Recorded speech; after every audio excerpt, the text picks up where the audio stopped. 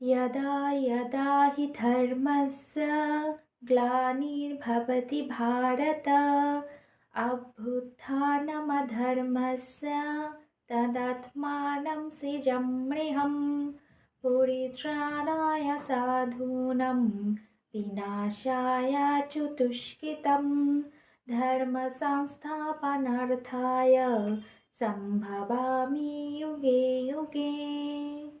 এই শ্লোকটি রয়েছে শ্রীমদ্ ভগবত গীতার একটি শ্লোক।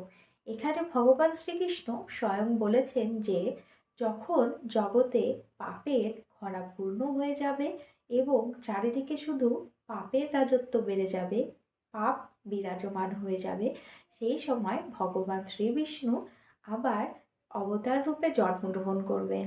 কলিযুগের শেষে ভগবান শ্রীবিষ্ণু আবার কোনো নতুন অবতার রূপে জন্মগ্রহণ করবেন পাপের ধরাধাম থেকে পুণ্যের পুনঃপ্রতিষ্ঠাপন করার জন্য। Bye guys.